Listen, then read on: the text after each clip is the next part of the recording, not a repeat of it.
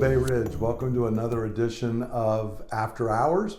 On Sunday, we took a little bit of a break from our series in Daniel, though the teaching is actually really closely related. I was taking a little bit of time to study to get ready for Daniel 7 to 12, which is going to be a real look into the future. And we were talking on Sunday about ancient, present, future faith. So the aspect is we're moving from Daniel's chapter 1 to 6, where we were looking back at this historical narrative regarding Daniel and his friends as they went into the exile. In chapter 7 to 12, we're really going to move all the way in as Daniel was looking at the future. We're seeing how Daniel not only lived in his present, but how he was given visions that dealt with the future for him. And so this idea of future, understanding the future faith is important for our present obedience. We're going to see that in Daniel 7 to 12, and it's really important for us that our present faithfulness is related to and anchored in our future hope.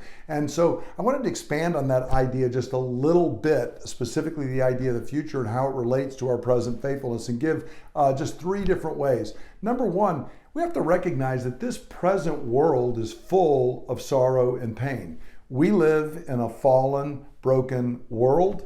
The world is broken, and it's oftentimes ruled by evil people. If you watch the news or you read history, you see what's going on, and there's a lot of evil people that can grab power and inflict a lot of pain and harm on others.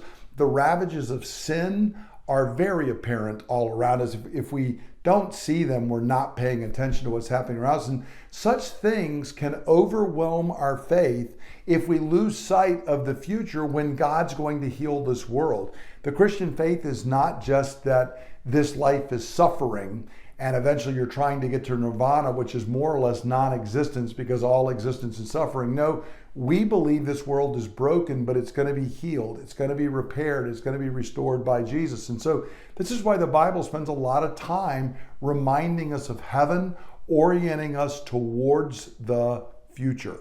So that's the first reason. Secondly, we have to remember, as I remind us every once in a while, that this world is the shadowlands, and heaven, our future home, the new heavens and the new earth, is actually the reality. I'm quoting here, of course, from C.S. Lewis. It's his memorable phrase and idea. When they even made a movie about Lewis, they referred to the movie as the Shadowlands because it was so central in Lewis's thought. And it's so important. The reason he stressed this is because the shadowlands that are around us, they really are, they're not more real, they're less real than what is coming, but they seem so real to our senses. They cry out for our attention, and they really tend to deny the spiritual world in heaven. This has become particularly a problem today. In the ancient world, people really were kind of oriented towards an afterlife. Today, we're not thinking that way. We try to put that out, and everything becomes about the here and now. And that's why Paul tells us, actually in 2 Corinthians 5:7, we live by faith, not by sight. And Paul there is actually talking about meditating and thinking upon our future inheritance. That's in 2 Corinthians 5. From 2 Corinthians 4 and 5, the whole chapters are really orienting us towards our future hope. And Paul there is telling us, look, the nature of the Christian faith is we don't live by our sight of what's going on around us. We live by faith. We're trusting in what God has done, what he is doing, and where things are going. And so we are to prioritize the eternal and the heavenly over that which is temporal and earthly. We care about this present age. We're engaged in this present age, but we always realize that the ultimate reality is that which is eternal, that which is coming.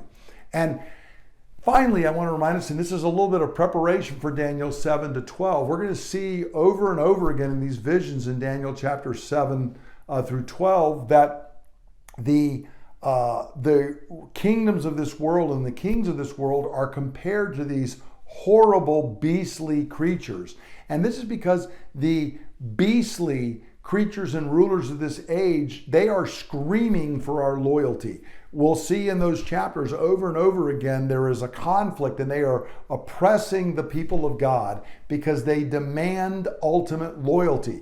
And because of the things that we've stated about this being a broken world, and that the ultimate reality is the coming kingdom, not what we see around us, we cannot give ultimate loyalty to the beastly kingdoms of this age. And we therefore are giving it to God. We are giving it to God and his kingdom.